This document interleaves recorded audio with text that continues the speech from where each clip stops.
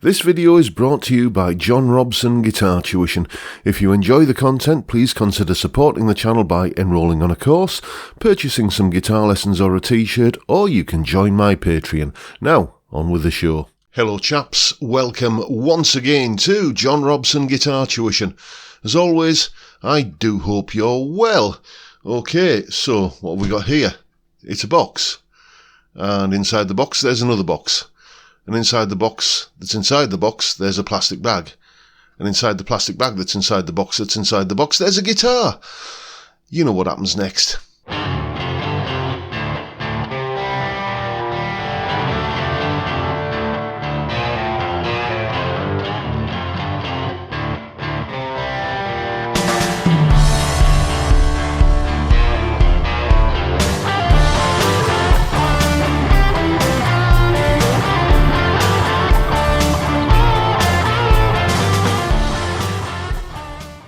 Right, so here we are. Handsome looking beast, isn't it?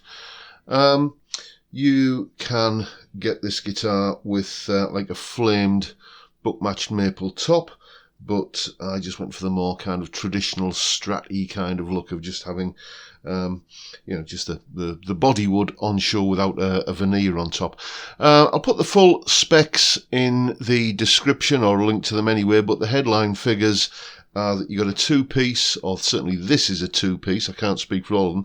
This is a two-piece alder body, roasted maple neck, roasted maple fretboard, staggered locking tuners. There you can see those there. Let's show you around the back. There we go.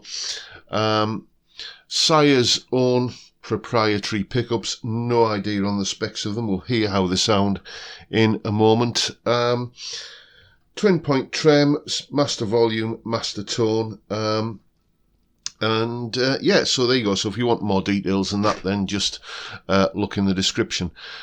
Taking it out the box and just kind of feeling it and picking it up for the first time. First of all, it was as near as made very little difference in tune, and no complaints again about the setup. Very much like that Mexican Player Series Strat that I had in here a couple of weeks ago. The neck on this, though, I would say definitely knocks the Mexican Strat into a cocked hat. Basically, this is just such an addictively comfortable neck. The fretboard edges are beautifully rolled. The frets, again, we've got that kind of thing that I noticed for the first time on the Mexican Player Strat when we talk about the fretboard. Let's see if I can catch it in the light here. No, I can't seem to do it today. But you see that sort of glossy finish that's on the headstock? Well, that goes all the way down the fretboard. But the back of the neck is a beautiful satin finish. The trem, you put it where you want it and it stays there, and it's the push-in variety with a little grub screw to tighten it up. So I'm just plugged into the Yamaha THR5 practice amp at the moment, so let's just run down the tones. Here's the clean sounds, starting at the back here with a humbucker.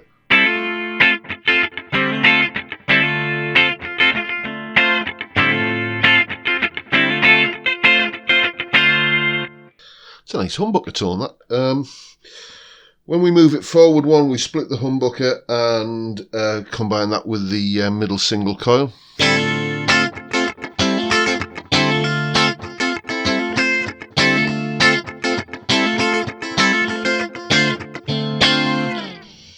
Nice kind of stratty sound, exactly what you'd expect in that position on this style of guitar. Middle pickup.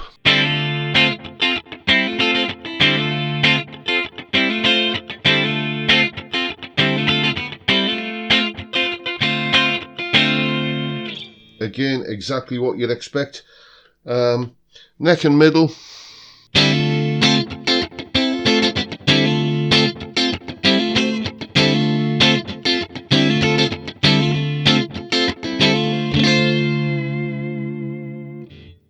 And neck pickup.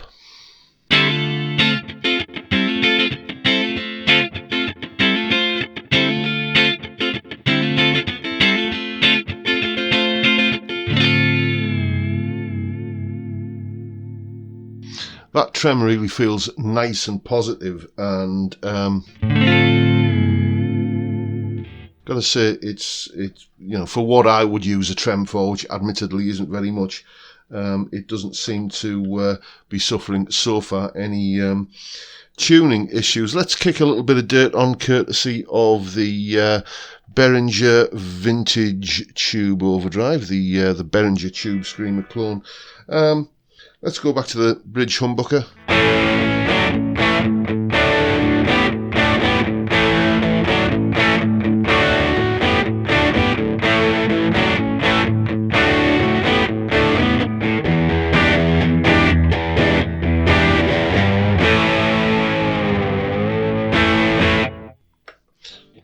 Then just running through the other pickup position.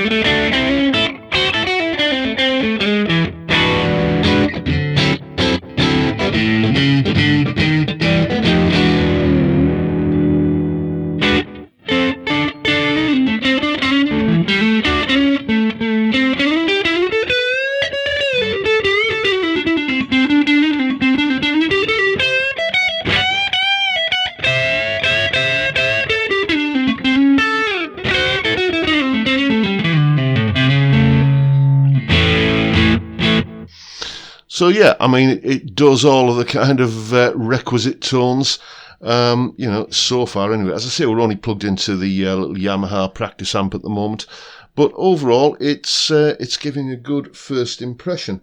I have heard one or two stories about this guitar having a bit of a weird taper on the volume control, so let's set up an even dirtier sound. Some people are saying it's kind of nothing, then everything, kind of, it's a bit binary. So there I am, I'm on, let's go for the middle pickup setting, and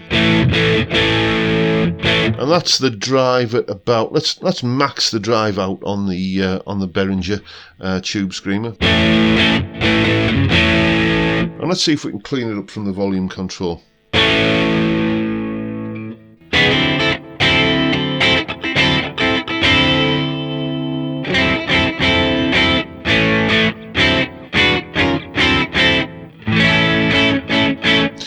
Well, certainly it doesn't seem to lose any treble. I do kind of see what people mean. It does seem to, you saw me adjusting it a couple of times there. So once again, let's go on the humbucker. And then back off the volume.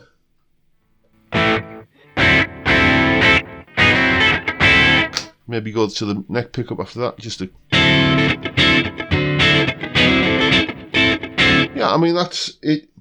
I suppose you would get used to it. It does seem to be most of the variation comes. I'm looking down here and I'm at number 1 on the volume, and it's kind of completely silent. So there, I've got like a usable clean sound out of the neck pickup, and then all the way up. Onto the bridge humbucker, and so this is certainly a guitar that you can kind of use with a single channel amp, just controlling it from the volume control, albeit I should say it doesn't perhaps behave like this guitar, which you see regularly. It's a little bit more I don't know, just a little bit more linear isn't quite the right word on my guitar, but there's more kind of variation across the whole range of the control, rather than it being sort of pretty much loaded at one end. But I'm sure a few hours playing this, I would adjust to it. So there you go. There will be a full review, including some slightly more kind of professional sounding tones from something a little bit more professional than the little Yamaha THR amp at some point. But that is my unboxing and first impressions of the Sire Larry Carlton S7 in 3-tone Sunburst.